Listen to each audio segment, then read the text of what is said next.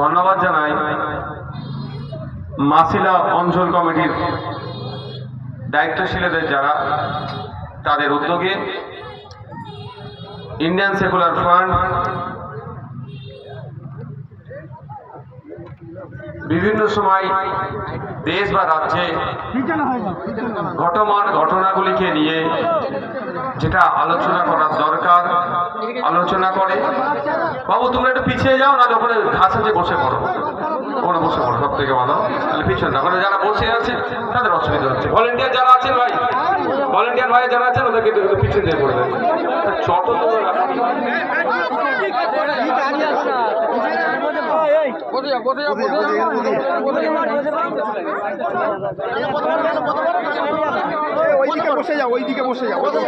বিভিন্ন সময় বিভিন্ন অন্যায় অনাচারের বিরুদ্ধে আমরা প্রতিবাদ করি, প্রতিরোধ গড়ে তুলি।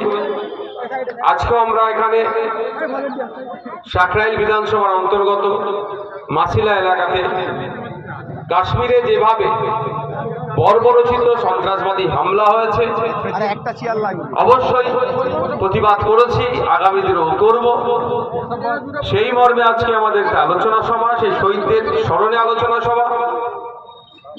আমাদের জানেন রাজ্যে 26,000 চাকরি বাতিল হয়েছে।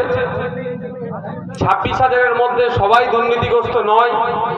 মেধার ভিত্তিতে, যোগ্যতার ভিত্তিতে প্রচুর ছেলে মেয়ে চাকরি পেয়েছিল, কিন্তু দুর্নীতি এমন পর্যায়ে পৌঁছেছে ঠক বাঁচতে গিয়ে গাঁ উজাড় হয়েছে।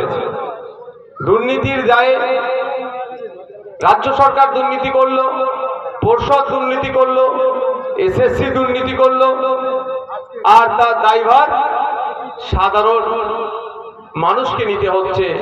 যারা মেধার ভিত্তিতে চাকরি করছে, চাকরি পেয়েছিল, তাদেরকেও সেই বঞ্চনার শিকার হতে হচ্ছে। সেই বিষয়ে আজকে আলোচনা সভা।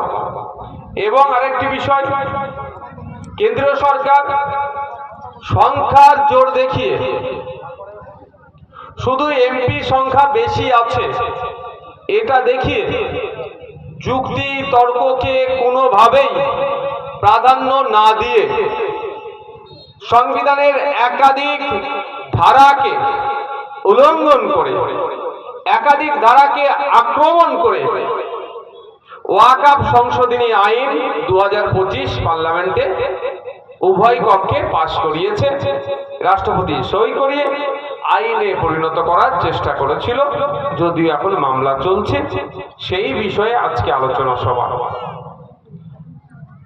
আমার পূর্বেকার বক্তারা নিশ্চিতভাবে আপনাদেরকে অনেক কথা বলেছেন, তাদের যুক্তি দিয়ে আপনাদের বোঝাবার চেষ্টা করেছেন। আমি গুটি কয়েক কথা 3টে বিষয়ের উপরে রাখবো। একটা বিষয় কি, আমরা এই ওয়াকফ সংশোধনী আইন কেন প্রত্যাহার করতে বলছি, কেন আমরা মানতে চাইছি না, এই বিষয়ে চর্চা করব। আরেকটি বিষয় চর্চার আজকে থাকবে, আমাদের আলোচনা থাকবে, এই যে 26,000 চাকরি বাতিল হয়েছে, এর দায় কার, দোষ কার, এই বিষয়ে। আর যেটা থাকবে অত্যন্ত গুরুত্বপূর্ণ বিষয়, এটা কাশ্মীরের পেহেলগাঁওতে যে সন্ত্রাসবাদী হামলা হয়েছে, হামলার জবাব তো আমাদের দেশকে দিয়ে এসেছে আমাদের ইন্ডিয়ান আর্মি, আমাদের ইন্ডিয়ান এয়ারফোর্স, আমাদের ইন্ডিয়ান নেভির পক্ষ থেকে জবাব দিয়ে এসেছে।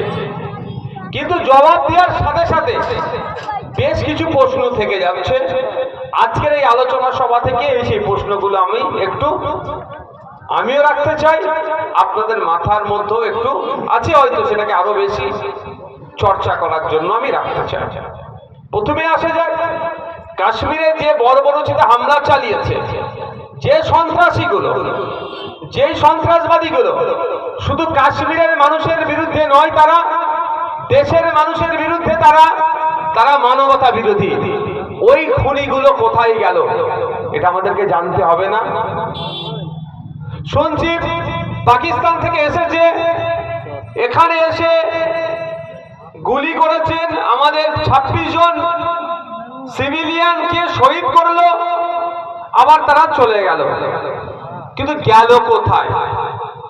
1 মাস হতে যাচ্ছে, এখনো পর্যন্ত কেন দেশের সরকার এটা জোর গলায় বলতে পারছে না যে যারা এসেছিল এরা এসেছিল বা এরা পাকিস্তান থেকে এসেছিল, পাকিস্তান সরকারকে সময় দিচ্ছি 1 সপ্তাহ কি 2 সপ্তাহের মধ্যে ওদেরকে খুঁজে বার করে আমাদের দেশের হাতে তুলে দিতে হবে, আর না হলে ওই রকম অ্যাটাক তোমার দেশে চলবে। এটা জোর গলায় আমার দেশের সরকারকে বলতে শুনলাম না। কিন্তু নাগরিক আমরা, আমাদেরকে প্রশ্ন করতে হবে যে কাশ্মীরের মতো জায়গাতে প্রতি 5 মিটার 10 মিটার ছাড়া ছাড়া